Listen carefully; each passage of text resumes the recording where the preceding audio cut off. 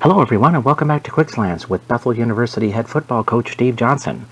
Quick Slants is a weekly program that gives you, the fans, the opportunity to ask the Bethel football coach questions about the Royals, football or sports in general, or just seek the coach's wisdom about life. This week we have an exciting program for you as Coach Johnson talks to us about the tough loss against St. Thomas last week. He discusses the aerial show that is Gustavus Adolphus and how he's intending to try to control Mitch Hendrix. And the coach shares some interesting information about life and his insights on what's going on in the world. So let's get right to Quick Slants. Okay, so we're going to welcome back Coach Johnson this week. Coach, first of all, let's begin as usual with updates and injuries you have for us. I think we're pretty good. We had a big game with the Tommies, a physical game. It always is, and a great one. And our defense, they had to endure 94 plays, but we came out okay. So I think we're pretty healthy. About the same guys back. Gunnar Bloom for us is feeling a little bit better, and he had some issues, and so he's better. So we're getting better for the guys that aren't out for good. Excellent. Looking back at this last weekend against the Tommies, it was a tough loss for you. What are some things you take away from the game itself? I had two things. The first half, we just played really well. We really knew, they're at a point where, they have the ability to have a great deal of talent, and they do right now. And then there's a maturity and, just having the guys in the right spots and and they've got that too. So they're like, if you want to go all cylinders, they're in that. And we knew that and felt that, and they're doing, our league is so well coached, and, everybody's good, and, I know you feel cruddy and you feel, a little bit of, ashamed of yourself when you lose, but you shouldn't, because we just got, there's just good players, good coaches, good thinking, everything. So the Tommies kind of have a little bit, they've got the ability to be, pretty dynamic, and they are. I think that they're a top 4, maybe top 2, maybe even top team in the country. Wow. Yeah. So you get a big running game out of Bridgeport Tussler on this. Maybe his best game as a runner so far since he's been here at Bethel. Do you think that this is the time that you're going to feature him more in the running game because of this kind of performance? Yeah, we don't really feature guys. We use them, but we want him. We've kind of been moving toward getting him the ball in those situations a lot, and we've always kind of had Marshall Klitsky kind of taking a lot of those, and so those guys together we think will be a good tandem. We need to have the ball a little more, and that's we got to get first downs offensively and get off the field defensively. Back to that first question, where the other thing I felt strong about, even though the score was bad at the end, I felt like our guys really played hard all the way to the end, and that's not easy. It's not easy to finish when you win 47-7. It's not easy to finish on the good side, and it also isn't easy to finish on the bad side, because we don't want to, when we say finish, we're not talking about hanging in there. We're talking about being obedient, fast, and physical until the game's over, because every rep is a gift, and that's how we need to treat things. This last weekend, Trey Anderson just had the 1-yard passing. Do you see that kind of as just an anomaly, or is this a real concern for you at this point? It wouldn't be a concern at all. It wasn't his fault we had 1-yard passing. We didn't call any pass plays. What year is this? 2010, final 8 teams in the country were St. Thomas and Bethel, and we played them over there, and Josh Ockrey was our quarterback, and Logan Flannery was our running back, and we threw 4 times. And one was complete to Mitch Hallstrom, and 2 were complete to the Tommies, and 1 was incomplete. But that kind of thing happens in that game. Trey, one of the best plays of the day was when we were going to throw a screen to Drew Neville, and he was covered by about 6 or 8 Tommies, and Trey threw it away. So, he made good decisions. We're more worried about decisions than passing yards, and those things. And so Trey's fine with all those things. And Wally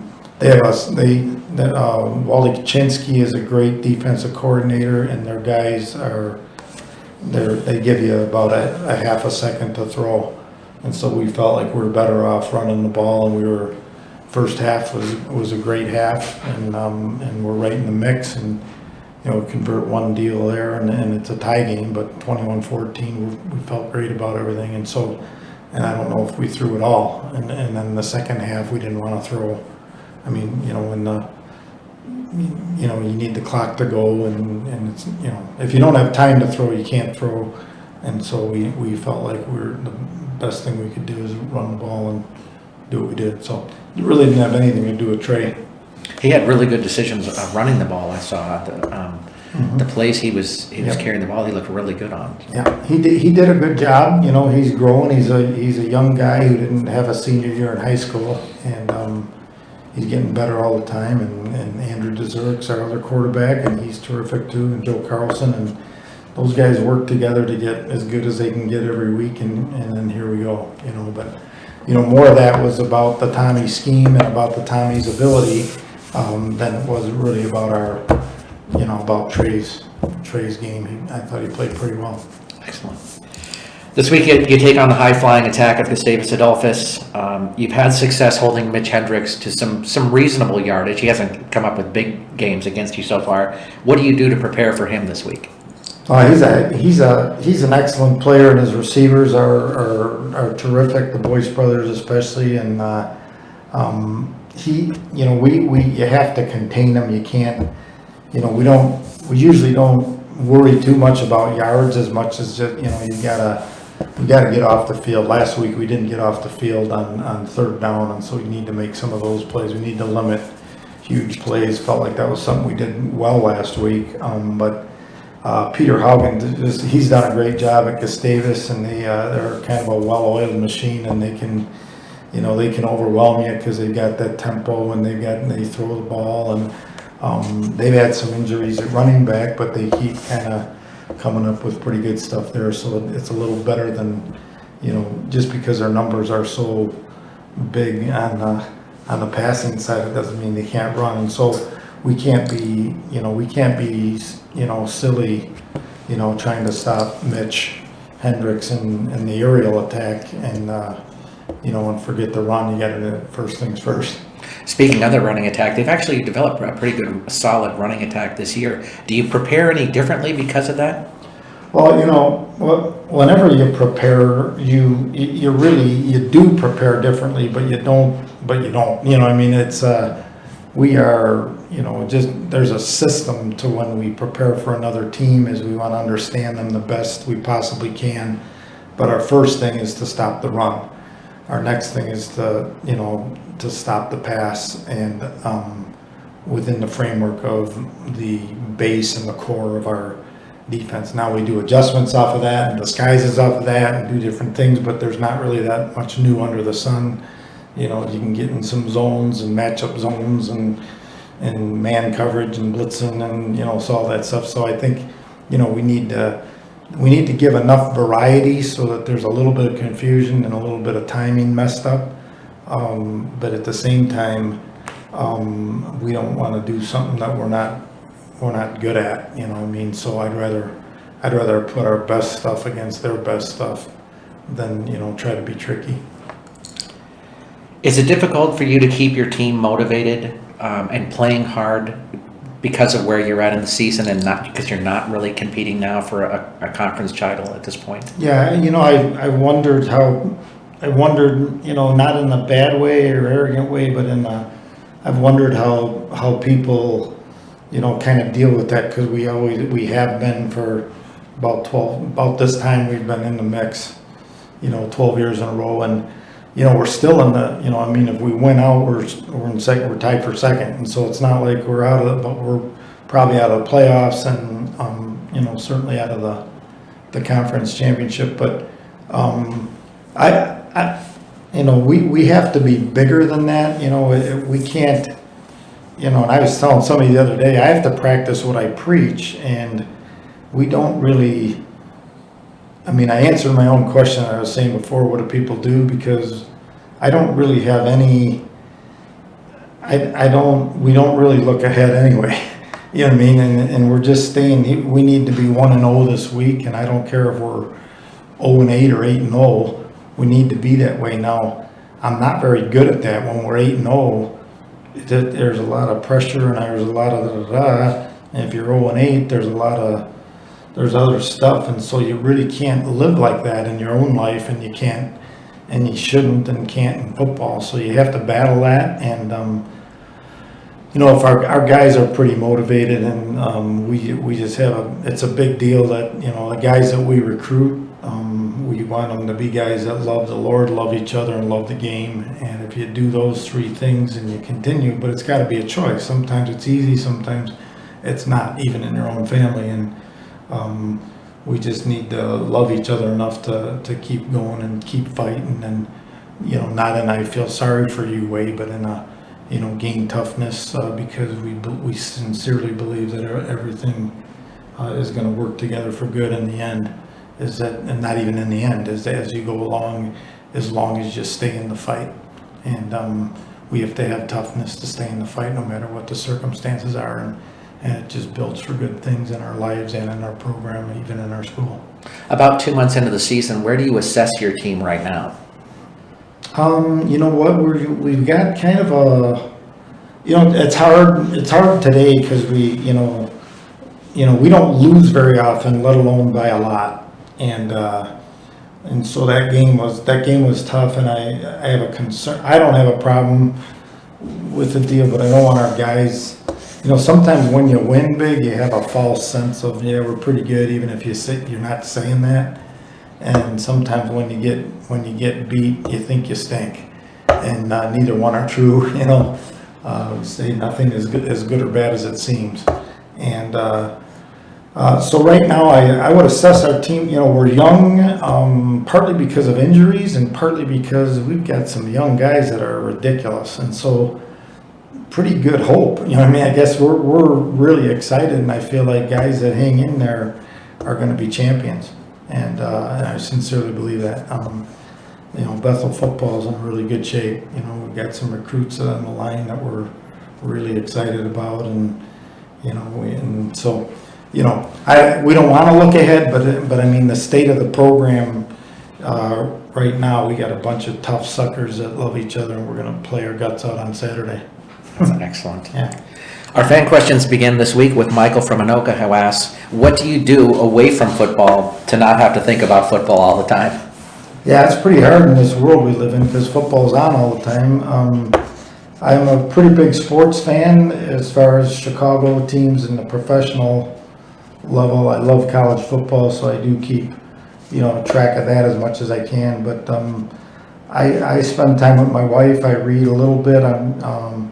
I work out every morning and have, you know, quiet time with that and assorted from that and aside from that, and so I listen to books on tape and music and read and, you know, do those things. But it's not like I feel pretty blessed that I'm my job is I had a guy who I really respect and like a lot and asked me, "Oh, what's your hobbies?" And I wanted to impress him, and I couldn't think of any. So, but it did occur to me that my job is my hobby, is my ministry, is my joy, and so it's a pretty cool thing. And my family is in that. So my wife Susan and I, we spend time together, but we have the same things in our heart, and so, you know, that's kind of it. That's excellent. Our next question comes from Victor from St. Paul, who asks, how far do you think St. Thomas can go in the playoffs now? I answered that earlier, Victor. I think that I really do. I really think that they don't even need, in my opinion, they don't even need a good path. You know, we've had good paths and horrible paths. We went to the Final Four twice, and one path was pretty good, and it worked out pretty good, and the other one was a tough path, and we fought through it and made it. So, but the Tommies they're a real deal. They're a real deal, and their quarterback he's a good playmaker, functioning. their superstar, their tailback is the closest to a superstar, in my opinion, that they have. But sometimes that superstar, it's almost bad, you know, to have that guy. And so Roberts, their running back, he's good. He makes everybody else better. That's what a really great player does. And I think they could go all the way. Excellent. Our next question comes from Steve from Bloomington, who asks, sorry about the Cubs coach. Who are you picking to go all the way now? Oh man, it's a tie. I have trouble rooting for the Mets, and that's because I'm a 59-year-old Chicago kid. And but I got to get over that. I do like the young guys. I do like the youngsters at the Mets, but I love the Kansas City. They're athletic. They're great. You know, they're great at every aspect. I really respect that. I think they're really good at every aspect of the game of baseball, and I'm kind of I'm a baseball guy. So you know, I don't know. I don't know. You know, Ty, I hope they both lose and they give it to the Cubs. But I respect both teams, and I'll watch it as long as if I can stay awake that late. Cal from St. Paul wonders, Bills coach Rex Ryan seems like a big bag of wind. What do you think of him? I'm right with you. Yeah, I struggle with him, and I don't know what's on his heart, so I'll reserve that. But the win thing seems appropriate. I just think there's blah blah blah, and I'm sure there's, man looks on the outward appearance, God looks on the heart. Stuff I see is I'm not super impressed with, but he might have the greatest heart ever. Theodore from Minneapolis would like to know, is there a former president of the United States that you really admire, and why? Yeah. I don't know as a president, but Eisenhower, just because we've studied the Band of Brothers overseas, and Winston Churchill and Eisenhower, I'm just like, wow, those guys are something else. Kind of Ronald Reagan, I don't want to tip my cards there. I like the dad Bush, the old Bush. I don't know. I don't, obviously President Lincoln, when I see some of the things that he wrote, I think there's an amazing man, and it's laced with biblical stuff, so I think he was grounded that way. So Absolutely. Our next question comes from David from Arden Hills, kind of a lengthy one. He says, I'm bothered by the fact that all these TV pastors and Christian radio stations want everyone to feel uplifted all the time, like we are supposed to smile and be happy when terrible things are happening. Jesus was sad and angry at times. Why does it seem that no one wants us to accept that we have all kinds of feelings? Quit watching TV and read a book, and